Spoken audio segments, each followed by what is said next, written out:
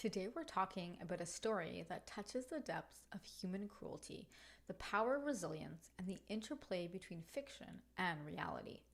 I'm talking about the wild and twisted crime case of Sally Horner, a young girl who found herself caught in a web of deceit and darkness. We will be venturing into the events that unfolded in her life, the aftermath of her rescue. Trust me, it's not what you think, and how it all connects to the infamous book you might have heard about, Lolita. I'm Stephanie Moran, and this is Wicked Ever After.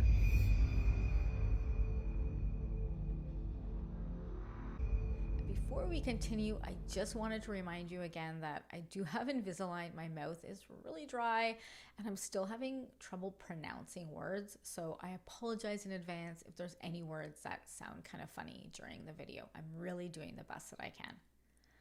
Our story begins in the town of Camden, New Jersey, in the early 1950s. It was a bustling industrial city with vibrant blue-collar community. The city was dominated by manufacturing. They had a strong presence of shipbuilding, metalworking, and chemical industries. Its neighborhoods were characterized by row houses, corner stores, and a sense of community spirit, as families worked hard and supported one another in the face of economic challenges. One of these families were the Horners. Russell and Ella Horner were a poor, working-class married couple who had two children, Susan and Sally. Susan was born in 1926 and was around 11 years old when Sally, who was actually named Florence Sally at birth, was born on April 18th, 1937. Like many in the small community, the Horners struggled to make ends meet. Ella, Sally's mom, worked as a seamstress but struggled to hold down a job in these trying times. It's unclear what Sally's father did for a living, but in 1943, he unalived himself, leaving his wife Ella to raise her two daughters alone. After Russell's death, Ella and her daughters had many financial struggles, and Ella was having trouble supporting her daughters. There were often threats of electricity being turned off and eviction notices. This resulted in a lot of difficulties for Sally. 5 years after her father unalived himself, in March 1948, now at the age of 10, she was living in poverty, lonely, and without any close friends. Sally's older sister, Susan, was recently married and pregnant with her first child, and her mother, Ella, was working to keep food on the table and a roof over their heads. Desperate for attention, acceptance, and an escape from the crushing loneliness, Sally set out to join a girls' club. And by girls' club, I mean probably a group of girls that we would refer to as a clique right now. To join this club, Sally had to participate in an initiation process that consisted of stealing a 5-cent notebook from a local 5-and-dime store. If she successfully stole this notebook, she would be accepted into this girl club, and perhaps finally having the friend she'd always dreamed of. Fueled with determination and dreams of cold cokes and bicycle rides with her new girlfriends, Sally grabbed her bag and headed to the local 5-and-dime. We can all imagine how nervous she probably was, but yet she was probably really excited that all she had to do was grab this notebook and walk out of the store, and everything would be fine. Unfortunately, little did Sally know that in the seconds between successfully securing the notebook in her bag and walking out the door, she had actually walked into the clutches of a predator. Before Sally walked freely out of the 5-and-dime, she felt a hand grasp her tiny arm. She came face to face with the cunning and manipulative Frank LaSalle. Frank was a 51-year-old mechanic and convicted SA offender who had been released from prison just 2 months prior after serving a lengthy sentence for the SA of 5 underage girls. What Sally didn't know is that she had caught Frank's eye, and after seeing her steal the notebook, he saw the perfect opportunity to make contact. According to Sarah Wayman, the author of The Real Lolita, Sally looked up. A slender, hawk-faced man loomed above her, iron gray hair peeking out from underneath a wide-brimmed fedora. His eyes, set directly upon Sally, blazed a mix of steel blue and gray. The hand gripping Sally's arm bore the traces of an even older half-moon stamped, forged by fire. Any adult would have sized him up as well past 50, but he looked pretty ancient to Sally, who had just turned 11 2 months ago. Sally's initial nerves dissipated, replaced by the terror of being caught. After grabbing her arm, he pretended to be an FBI agent and told her that because she stole, she would be put under arrest. Remember, Sally's only 11. She's innocent and naive, and fully believed that she had been caught red-handed by a person of authority. So she did what any kid in this situation would do. She cried. Seeing that his plan was working and that Sally was completely terrified, he pointed across the street to the town hall and threatened her, telling her she would end up at the reformatory where all the young girls went that stole. Sally didn't have much knowledge of reform school, but knew enough to know that that was a place she did not want to end up. She'd be away from her mother, her sister, and her home. The thought of being taken away brought on more tears. Seizing on the opportunity, Frank, he had so brilliantly coerced her into, he offered a chance of redemption, a chance that would soon lead to unimaginable horrors beyond what Sally could have dreamed up about reform school. Frank informed her that he would not arrest her, but that in order to stay free, she would need to report to him directly from time to time. Otherwise, she would be arrested and sent to reform school. Willing to do anything to erase the petty theft and avoid an arrest, Sally agreed to the terms.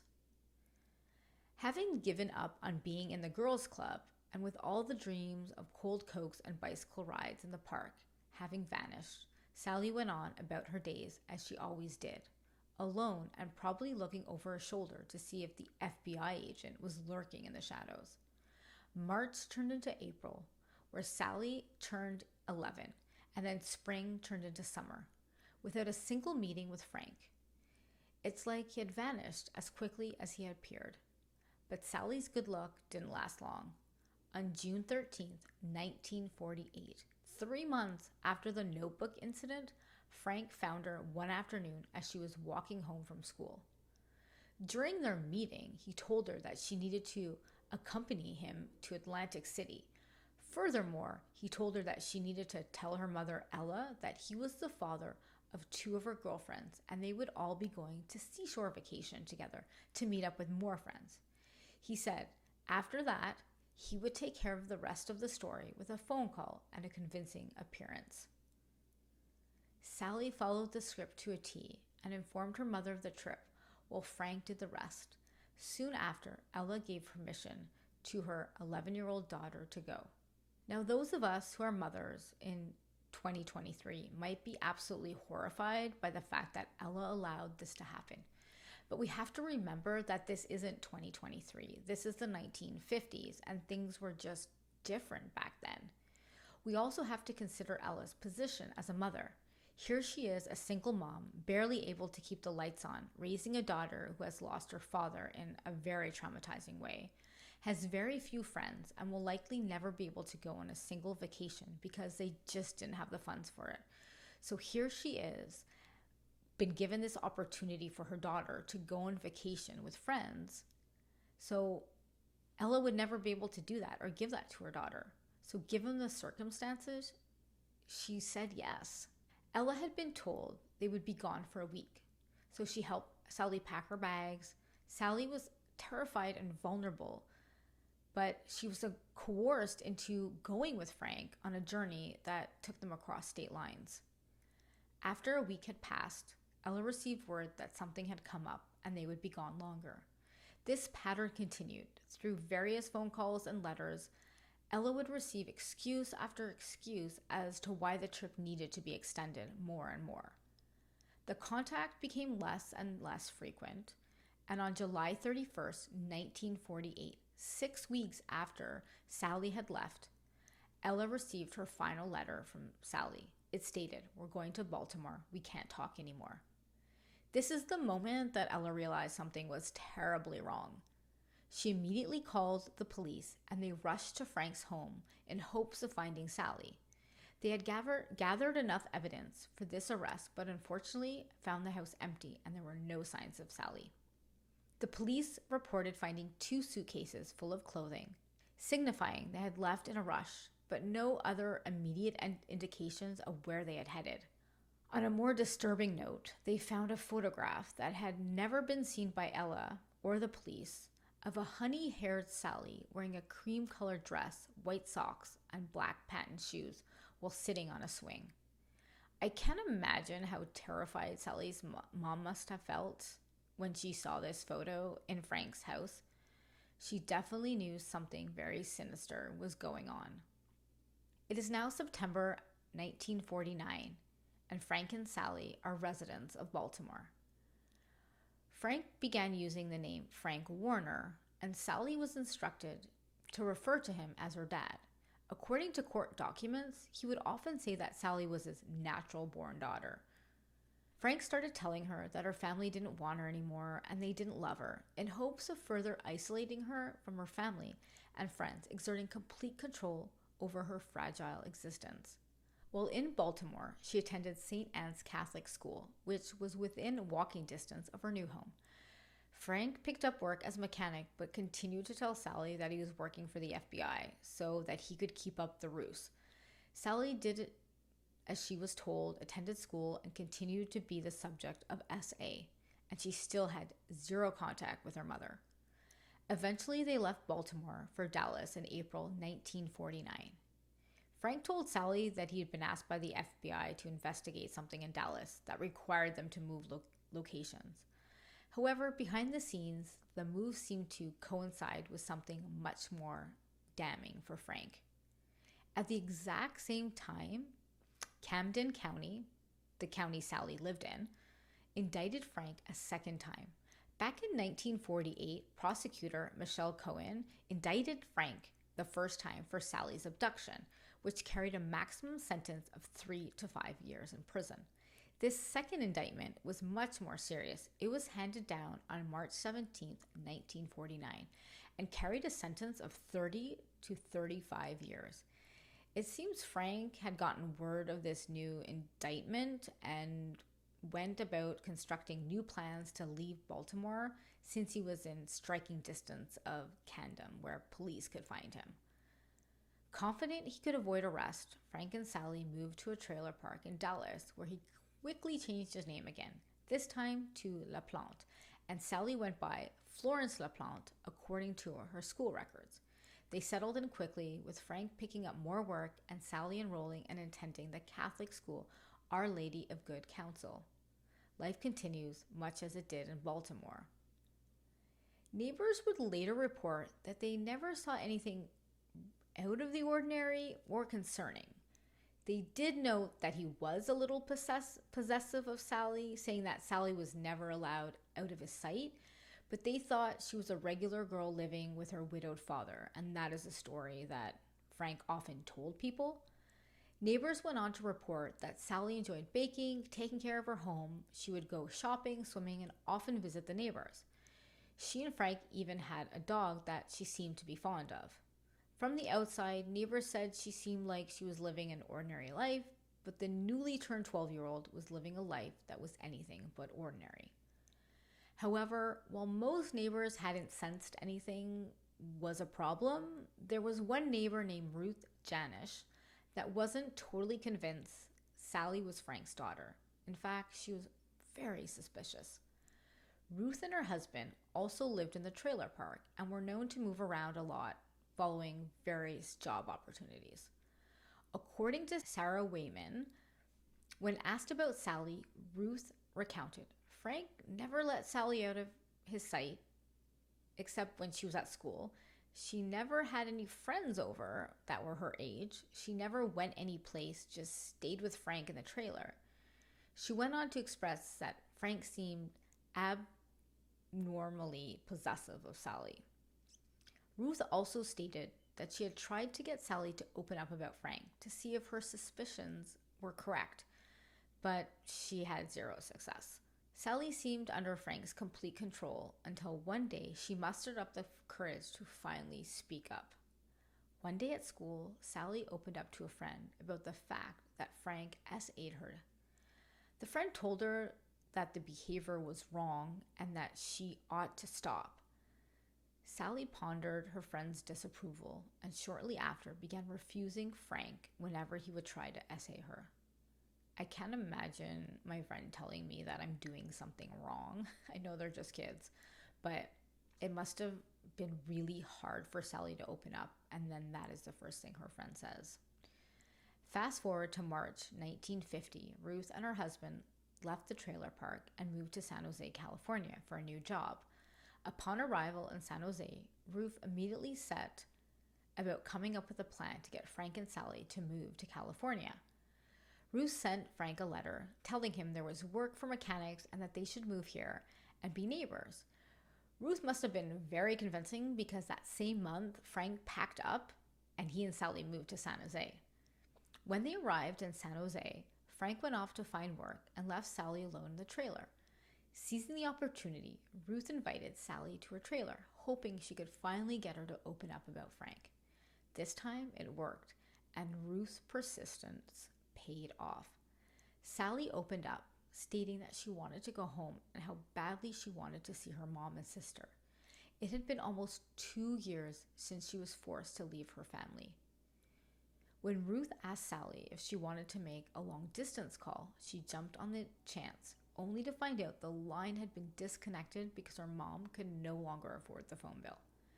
Thinking on her feet and desperate for contact, she called the greenhouse where her sister and brother-in-law, Al Panero, worked. Much to Sally's relief, Al answered the phone. "Al, this is Sally," she said. Al tried to contain his excitement of having finally made contact with his sister-in-law. "Where are you?" "I'm with a lady friend in California. Send the FBI after me, please," Sally cried. "Tell Mom I'm okay, and don't worry, I want to come home. I've been afraid to call before." Al told her to stay where she was and that he would call the FBI immediately. Upon hanging up, Sally turned to Ruth, and according to Ruth, "I thought she was going to collapse. She kept saying over and over, 'What will Frank do when he finds out what I have done?'" Sally didn't have to wait long to find out, because soon federal agents and sheriff deputies descended on the trailer park and found a nervous and preoccupied Sally Horner. She was terrified Frank would return to the trailer and that she would be in trouble. Now in safe hands, Sally was escorted to the county detention home for juveniles, where she underwent a thorough medical examination. When Frank returned home to their trailer, he was met by a welcome party of federal and state police and gifted with an arrest for kidnapping and abduction. Obsessed with keeping up his lie, Frank continued to tell investigators that he was Sally's father and that he was married to Sally's mother. He tried to convince police that, in fact, Sally's mother did know where Sally was and that she could come get him whenever she wanted, which is a complete lie. Not buying any of the BS Frank was selling, charges were brought against him the very next day for violating the Mann Act. According to Cornell University, the Mann Act, also known as the White Slave Traffic Act of 1910, is a federal law that criminalizes the transportation of any woman or girl for the purpose of selling their body or for any other immoral purpose. Sally was required to be at the court to hear the charges against Frank, and it is reported that she cried and screamed the moment she saw Frank. She obviously denied that Frank was her father. She said, "My real daddy died when I was 6, and I remember what he looks like. I have never saw this man before the day at the dime store." On March 31st, 1950, after the charges were brought, Ella waited for her long-lost daughter at the airport. After agonizing over Sally disappearing for almost 2 years, she was so happy Sally had been found. When Sally finally landed, she raced down the steps with her face lit up with joy and tears. "Mama, Mama," Sally cried. oblivious to the flashing lights from the press, looking for the perfect photo for the next morning's paper. Mother and daughter clung to each other for several minutes. Then Sally, relieved and exhausted, wailed, "I want to go home. I just want to go home." Unfortunately, Sally was not allowed to return home until the trial was over and was instructed to stay at the Camden County Children's Center in nearby Pennsauken, New Jersey. 2 days after being reunited with her mother on April 2nd, 1950, Frank arrived in Camden, New Jersey. The following day, he pleaded guilty to the abduction and kidnapping charges while waiving his right to a lawyer. The judge, Rocco Pelisse, who was overseeing the case, called Frank a moral leaper and stated at the sentencing, "Mothers throughout the county will give a sigh of relief to know that a man of this type is safely in prison." So on behalf of mothers everywhere, the judge sentenced Frank to 30 to 35 years at the Trenton State Prison, with a shorter sentence for the kidnapping to be served congruently. Sally Horner was finally liberated, or so it should have played out that way. Unfortunately, the news coverage of her disappearance and discovery was a cross between sympathy and victim blaming. The papers often described Sally as plump or husky, despite the fact she was 110 pounds and existed on a 5-foot frame. The shaming didn't stop there. Stories were often and repeatedly written about how Sally had been essayed by Frank with details on where and when these acts had taken place, seemingly forcing Sally to relive the trauma over and over again. At one point, Sally did share that although sometimes Frank was mean and scolded me a little, the rest of the time he treated me like a daughter. She probably didn't realize that such an honest recollection would just fuel the fire for the printed press. Liberation was looking more like isolation than true liberation. Determined to get back to somewhat of a normal life, Sally finished grade 8 at Clara S. Burrow Junior High School, despite being a year behind her other classmates.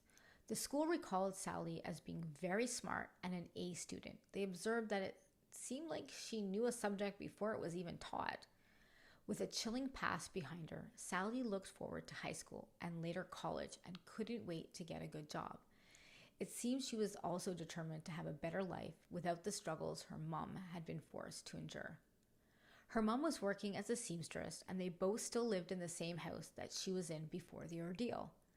She loved everything about the outdoors and was often found spending time in the sun, swimming, and hanging out at the Jersey Shore.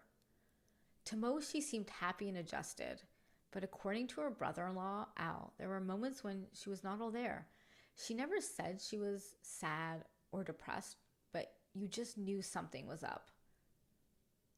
When not in Florence with her sister Sally, she worked summers as a waitress, and unlike before her kidnapping and abduction, she had some friends that didn't require her to steal to prove her worth. One of those friends was Carol Starts, a fellow classmate and Sally's best friend.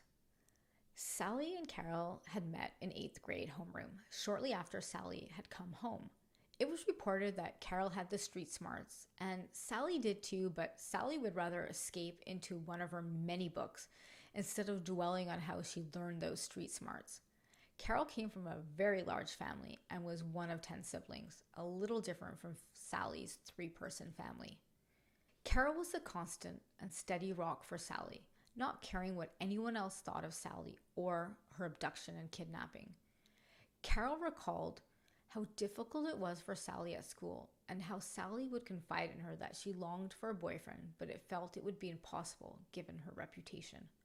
A reputation that led to Sally being viciously mocked and branded promiscuous by boys and girls alike. Carol later stated that it didn't seem to matter that Sally had been taken from her home and essayed. She wasn't a virgin and nice girls who were supposed to be pure until marriage. But that didn't deter Carol. She stuck like glue, always admiring Sally's manners, her love of books, and her sophisticated outlook. Sally admired Carol's freedom, and the two of them seemed destined to be BFFs. At 15, and a few weeks away from being freshmen, Sally and Carol decided to go to the shore town of Wildwood for a little mid-August getaway, and Sally's mom was okay with it. Nothing like a little sand and sun to celebrate the end of the summer. And for Sally, it was another way to put the trauma from the past aside and spend time doing normal teenage activities. Decision made, the girls set about saving up their pennies for the bus fare and headed out for their getaway on Friday, August 15th, 1952. Sally and Carol and their weekend luggage arrived in Wildwood later that afternoon after an 86-mile ride. Among their luggage were 2 fake IDs, something that would later lead to some confusion. Sally and Carol weren't drinkers. In fact, Sally didn't touch alcohol at all, while Carol only occasionally indulged in a sip of beer or wine. So what were the fake IDs for? Back then, if you wanted to dance, you had to go to certain dance halls and had to be 21 to get in. Fake IDs were like how cell phones are today. Basically, every teenager had one, and it wasn't at all unusual.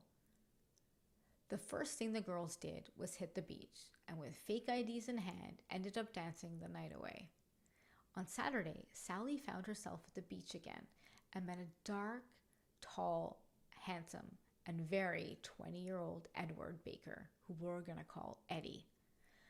According to old yearbook photos, Eddie appears to be what we might describe today as the life of the party. He appeared with a sparkle in his eyes, as if he didn't take life too seriously and was always up for a good time. It's apparent why Sally would have instantly found Eddie attractive and why she decided to tell him she was 17 and not 15. Eddie said later that he thought she probably was. She looked it.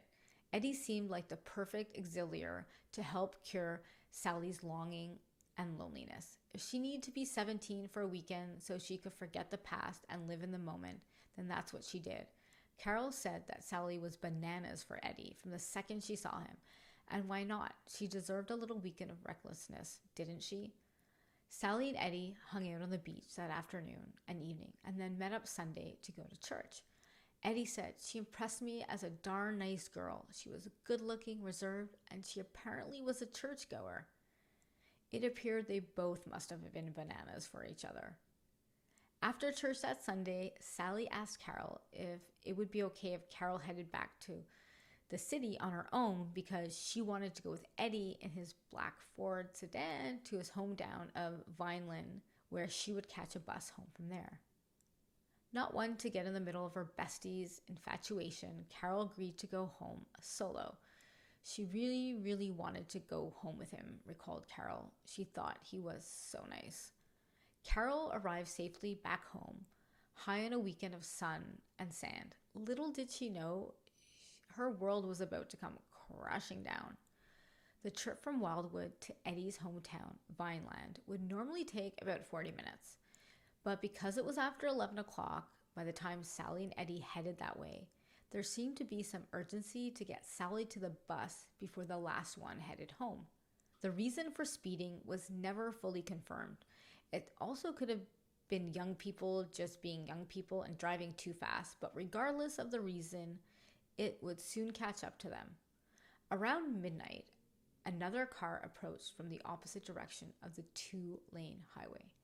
Eddie shifted his headlights to the low beam and kept both hands on the steering wheel to hold the car steady. He reported that he caught a glimpse of something off to the side of the road, but not fast enough to avoid a collision. State police said that Eddie's sedan had barreled into the back of a parked truck that was in the middle of being towed.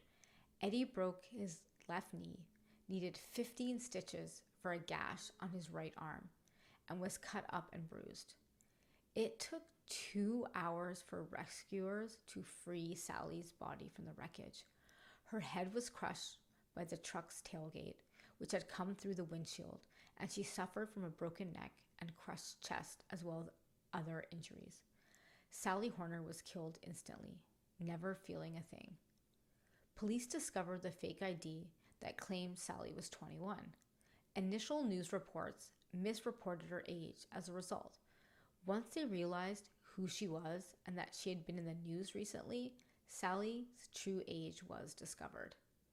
The damage to Sally's face was so severe that the state police felt Ella would be too traumatized to identify her daughter.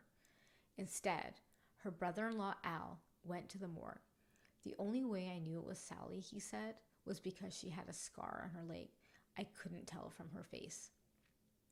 On August 22nd, Sally Horner was laid to rest. More than 300 people crowded into the funeral home to pay their respects. That same morning, her family discovered, among all the floral arrangements, that Frank had sent a bunch of flowers. The family obviously insisted they not be displayed. That is so disgusting. Frank, you're disgusting. Perhaps Sally Horner's tragic story sounds familiar, like a distant memory you can't quite figure out. If that's the case, you're probably being reminded of the infamous novel, Lolita. Vladimir Nabokov's controversial book, published in 1955, just 3 years after Sally's death, delves into the disturbing relationship between Humbert Humbert and the young girl Dolores Hayes. While Lolita is a work of fiction, it sheds an unsettling light on the very real horrors that Sally endured. What is a Lolita girl? Lolita is an English language term referring to a young girl as a precautionary seductive. Writers typically use this term Lolita to portray a girl who attracts adult desires as complicit rather than victims. In Lolita, the author skillfully explores the depths of manipulation, obsession, and the exploitation of innocence. The book's narrative serves as a chilling parallel to Sally's tragic ordeal at the hands of Frank LaSalle. Both stories expose the vulnerability of young girls, their susceptibility to predators, and the devastating consequences of such predatory actions. Moreover, the publication of Lolita brought the issue of child exploitation to the front of the public. The book serves as a catalyst for discussion on the blurred boundaries between fiction and reality, and the society's responsibility to protect children from such heinous crimes. Sally's case, with its undeniable resemblance to the themes and events depicted in Lolita, amplify the impact of the novel, making it a powerful reflection of the hidden darkness within our society. As the public became aware of Sally's experience, the parallels between her story and the themes explored in Lolita became strikingly apparent. Lolita acted as a sobering reminder that the depiction of child exploitation within a work of fiction had real-life counterparts, shedding light on the horrors endured by Sally and countless others like her. Sally Horner's case, intertwined with the literary power of Lolita, serves as a stark wake-up call for society. It challenges readers to confront uncomfortable truths, to question the boundaries of art and reality, and to actively work towards preventing the victimization of innocent children. Sally never received therapy for the traumatic events because back then therapy wasn't a thing. The family discouraged discussions of her kidnapping and abduction, and she never really spoke with anyone about her horrifying ordeal. There were no heart-to-heart talks. Maybe if there had been, things would have turned out differently for her. According to the family, Sally never mentioned Frank LaSalle again, and the family maintained the same silence throughout their entire lives. It was like Frank became the phantom that only existed in our darkest dreams. The crime case against Sally Horner stands as a testament to the resilience of the human spirit, the power of literature to shed light on hidden problems, and the imperative to protect the innocents. Please let me know what you think of this in the comments. If you find this story interesting, please hit the subscribe button on YouTube or whatever podcasting platform you're listening on. You can stay connected with me on Instagram and TikTok at This Is Stephanie Moram. Until then, stay safe and remember Sally's bravery, her optimism, her love of sunshine. Together we can let her story serve as a powerful reminder that even in the face of unexpected terror, true peace is there to greet us in the end.